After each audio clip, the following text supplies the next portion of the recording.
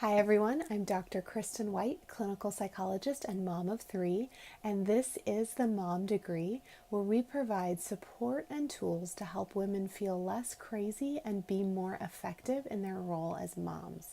Today we are going to continue talking about self-care. What is it? Why do we need it? How do we do it? So basically, self-care is anything that we do to take care of ourselves. Anything. Exercise, sleeping, eating food. I mean, whatever kind of food. We'll talk about that another week. Anything we do, talking to friends, anything we do that allows us to take care of ourselves, that refills our tank. We talked in a couple episodes ago how sometimes it feels like the house is on fire. We're in meltdown mode. We're completely overwhelmed. That's partially because being a mom is hard, life is hard, and things get crazy. But it's also because sometimes we go and we go and we go, and our fuel tank gets empty, right? Things just deplete us. We're giving and we're giving and we're doing, and it's depleting. We're not putting enough back in. So self-care is anything that's like filling up our gas tank, making deposits in our bank account. Choose your analogy, go with it, I don't care. Self-care is things that are putting stuff back in. Notice in that it is things that actually feed our soul, that are putting deposits or gas in. So just sitting down and watching TV for an hour at night may or may not be self-care. That might just be vegging checking out because life is too hard. I'm not against watching TV.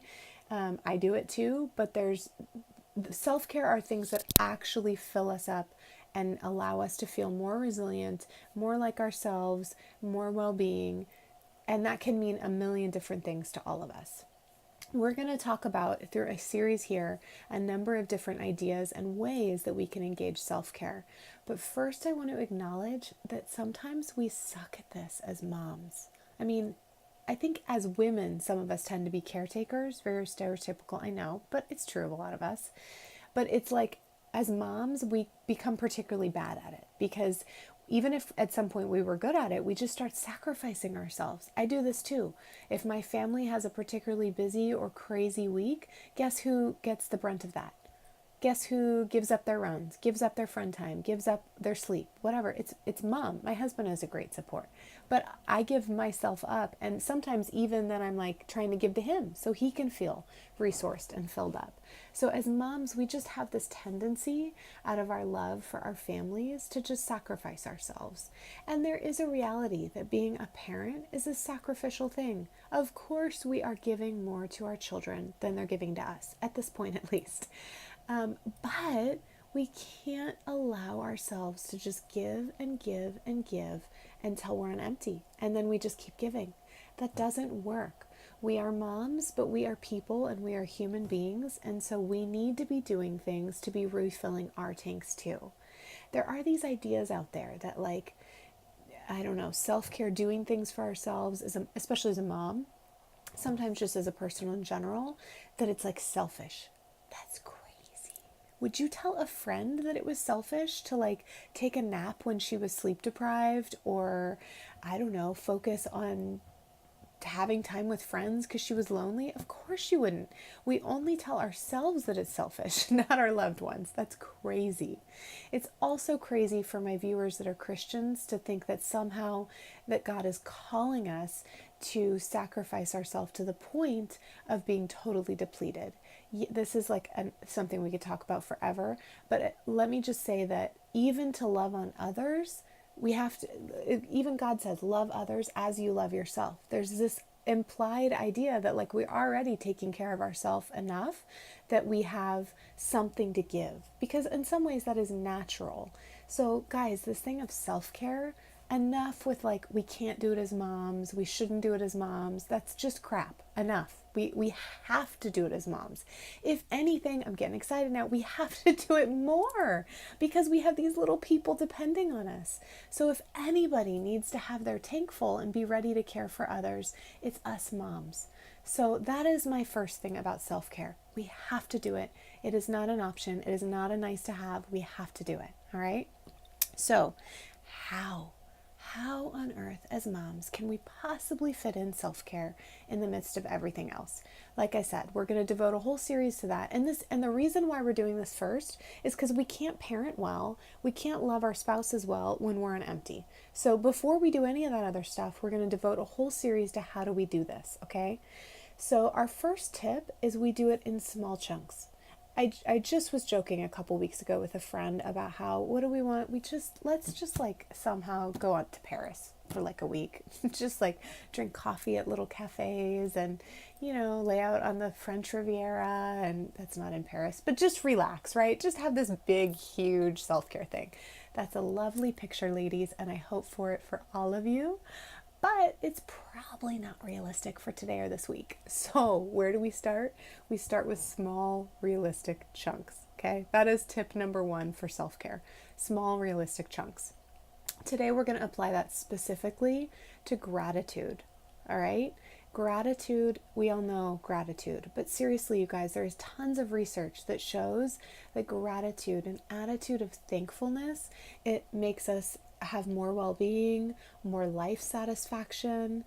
Research shows it buffers us against things like stress, burnout. Hello, talk about burnout as a mom. Yeah, it buffers us against burnout. It buffers us against anxiety, depression. There's even some new research that shows that physiologically, in our body, that's what that means, we can't feel anxiety and gratitude at the same time. They're competing responses physiologically. What that means is if we're feeling anxious and we turn to gratitude, the anxiety will dissipate because our bodies can't feel both at the same time. So this is a very simple thing, being thankful. Very simple and yet extremely powerful.